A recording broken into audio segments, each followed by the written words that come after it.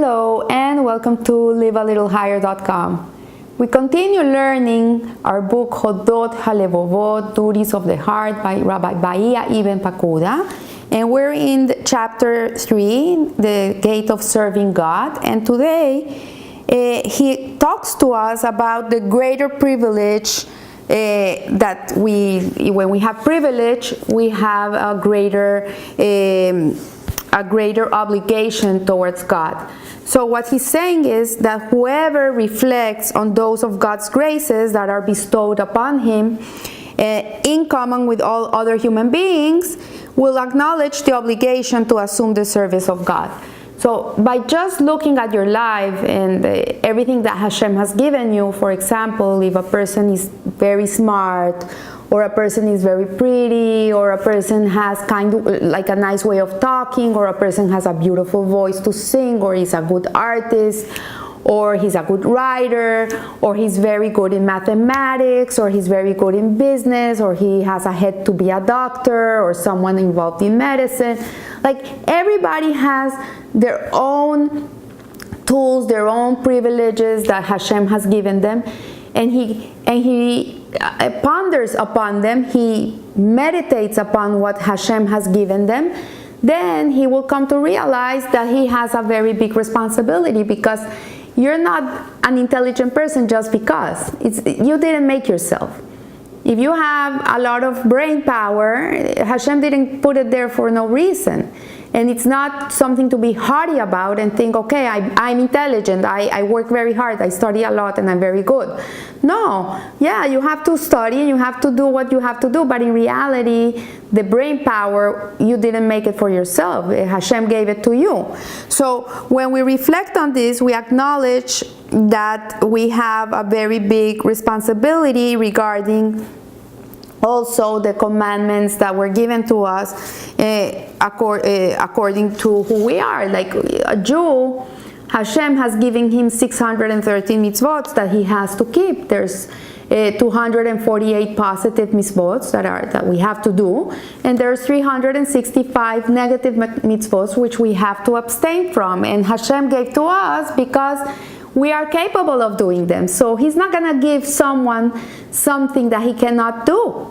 And if he gave the Jewish people 613 mitzvot, it's because we are all capable of performing them in the best way that we can do them. And some people will perform serving in one way, and other people will serve in a different way.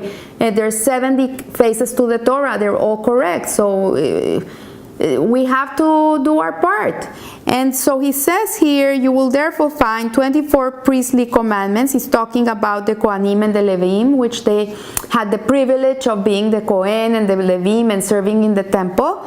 And he says then that God distinguished this tribe from the other tribes, and therefore they will find 24 priestly commandments corresponding to the 24 special benefits. So there are 24 priestly gifts which the Creator has bestowed upon the priest. So to be a Kohen in the times of the temple brought bigger responsibility to be a Kohen than a regular tribe of the people of Israel, like the tribe of Reuben or the tribe of Shimon. They didn't have to perform or do these 24 extra obligations that the Kohanim and the Levim had to perform. So it was a privilege to be a Kohen, and therefore by being a Kohen and having this privilege, he had to also fulfill these commandments. So he says here that analogously, whomever God distinguishes from all others by means of some special favor must in turn distinguish himself from the others by accepting upon himself some special service in addition to his efforts in the service which embraces them all. So, according to his ability and mental capacity as an expression of gratitude to Hashem. So what Rabbi Pakuda is telling us here, that when we serve God with what he gave us, in reality it's like a form of gratitude to Hashem.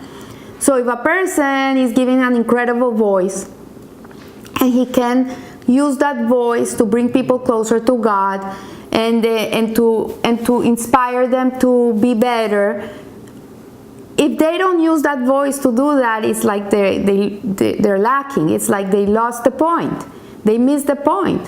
But if a person has a beautiful voice and he sings beautiful songs of hope, and he becomes a Hassan in a shul and he inspires people in the high holidays, or whatever you're using that voice, it should be to help other people connect to Hashem. That's the whole purpose of you having that voice. It's not to go around and sing horrendous songs with bad words and bad meanings and slander and violence or just vulgar songs. That's not the reason that Hashem gave you that voice. So if Hashem gave you a beautiful voice, it is meant to be used in the service of God. And this, when a person lives truly in this way, he is a very grateful person, because he understands that what the gift that he was given, he has to pay it back. So this will cause the favor to continue and increase and bring him reward for his service in the world to come. He should not be like the one whom it said, I lavished silver upon her and gold, and they made them into a Baal. So a Baal was an idol that used to exist in the olden times. So it's saying, if I'm giving gold and silver to a person, he should not use it to create an idol. He should use it to create something for Hashem. So, one who falls short in the service, he should render for the favor bestowed upon him. Especially, he will be induced to fall short in the service he should render for the special favor shown his family. Then the same will happen in regard to the special favor shown his people. And in the end, he will forsake the Torah altogether. So a person that doesn't recognize this privilege that Hashem has given him, he will at the end lose it and not have it anymore. And at the end, he will just lose the whole Torah altogether. So once he does not accept the Torah, he will not accept the duties called for by the intellect.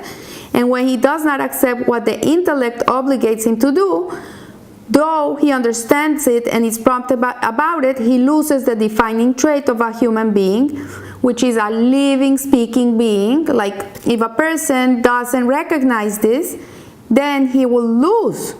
And this is very harsh what he's saying, the defining trait of a human being, which is a living, speaking being. And a beast understands the way to his own good better than he does. As it says, an ox knows his owner and a donkey his master's stall. But Israel does not know, my people does not give thought. So imagine what he's saying is that even an animal knows his owner. Like, if a person has a dog, you know what I mean. You come home after a day of work and the dog might be sleeping and in another place of the house, but the minute he sees that you arrived, he'll just jump out of wherever he is, even if he's sleeping, and he'll come and lick you over and be so happy that his master has come home. But us, the Jewish people, we don't recognize our master. We just start asleep and we don't recognize where all our benefits come from.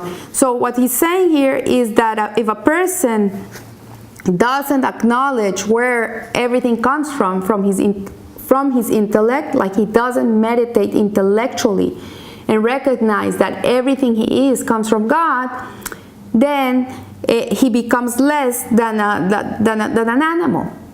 Because the animal recognizes who's giving him everything. He recognizes and he's grateful.